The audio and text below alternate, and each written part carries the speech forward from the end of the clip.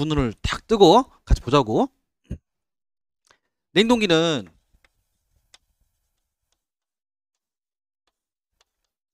우리가 손이 있어 이렇게.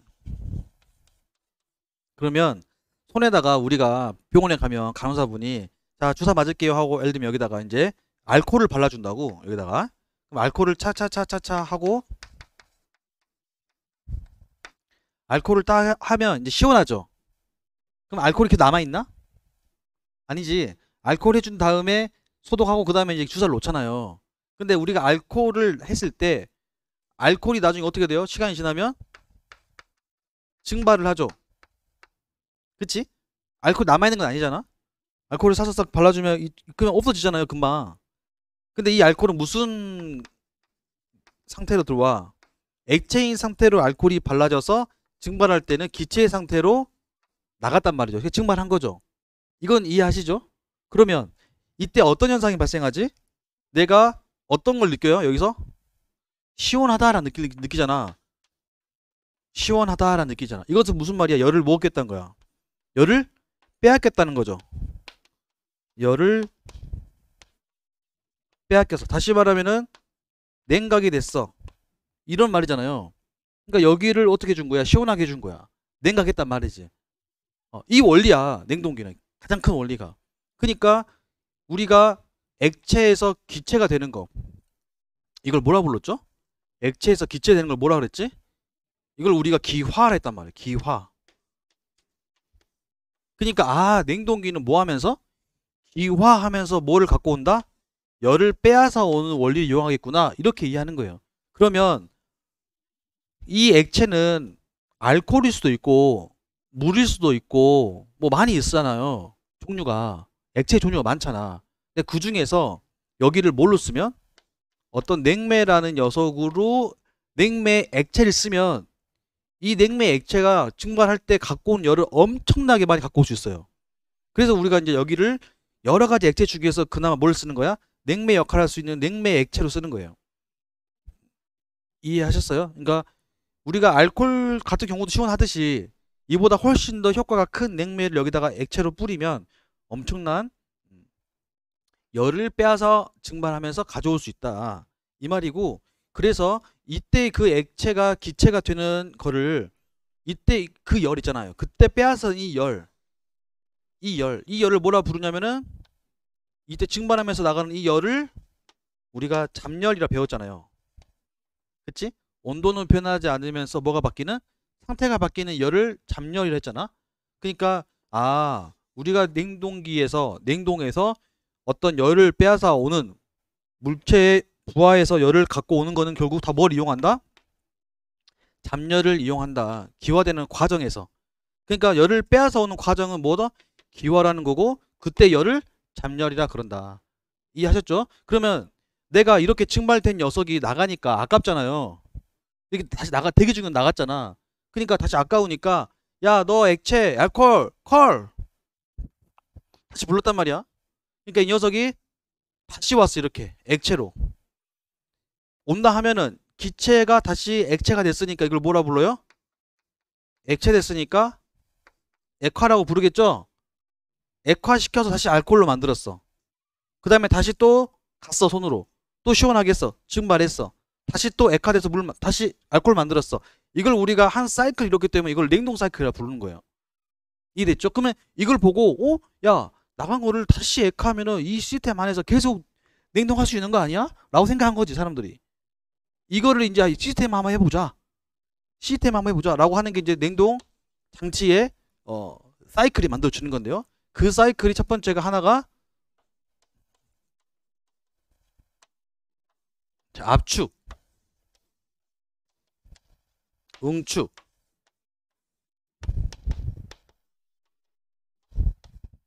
팽창, 증발. 요 네 가정을 우리가 냉동의 사이클이라고 불러요. 그러면 우리가 최종 뭐 하고 싶은 거는 뭐예요? 기화예요, 기화. 그러니까 기화라는 거는 지금 액체가 기화되는 거니까 그 과정 여기죠. 증발이죠. 그러니까 이 증발기 형태가 지금 여기서가 우리가 보고 있는 냉동실 있잖아요. 냉동실.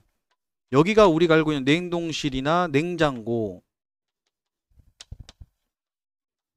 냉장고를 문 딱 열었을 때 그 공간을 뭐라 불러? 증발 공간이라 부른 거지. 증발 공간. 왜? 여기에서 우리는 실제로 일어나니까. 냉각작용, 냉동작용이 일어나니까요. 그러면 얘가 지금 추워지는 곳이란 말이야. 그럼 여기다가 뒤에다가 이제 이렇게 모터가 있어가지고 팬을 달면은 여기다 핀이 있어. 이렇게 들어가서 이렇게 냉매가 간단 말이죠. 그럼 냉매가 흐르면 여기 있는 냉매가 흐르면서 모터가 돌아가지고 이 열 교환을 하죠. 그러면 여기 안에 있는 속에 있는 냉매가 이렇게 증발기를 거치면서 뭐하고 만나면서 이 속에 있는 열이 있겠죠. 열들이 있지 않겠어? 부하가 있잖아요. 물건들이 있을 거니까. 이걸 우리는 부하라고 그래요. 그러면 부하하고 열 교환을 하면서 여기에서 뭐가 되는 거야? 기화가 되면서 여기는 기체가 되겠죠. 뭘로 들어와서? 액체인 냉매가 들어와서.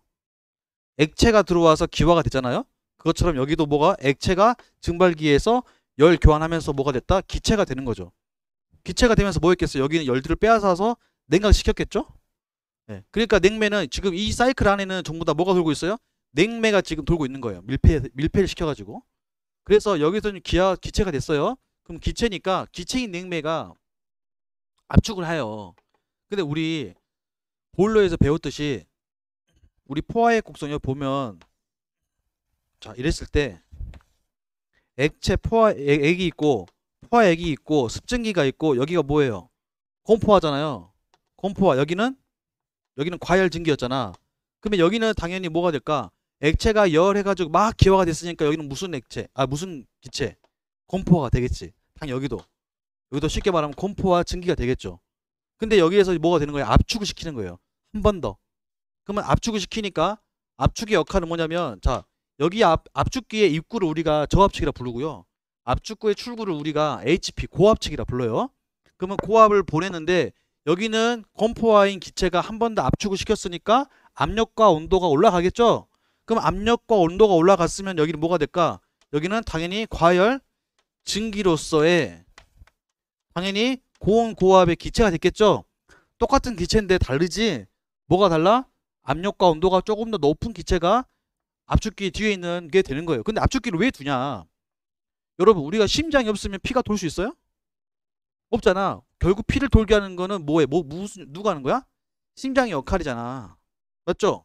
그러면 심장이 있기 때문에 전체 펌핑을 해주는데 그럼 봐보세요. 이 압축기의 압력이잖아. 그러니까 우리가 이 피를 돌아가는 거를 혈압이라 부르잖아요.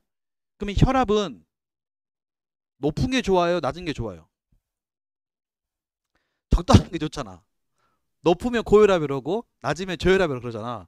지금이 정상 범위입니다라고 하잖아요. 그 정상이란 범위는 무슨 말이야? 전체가 무리 없이 잘 순환할 수 있으면 되는 거 아닙니까?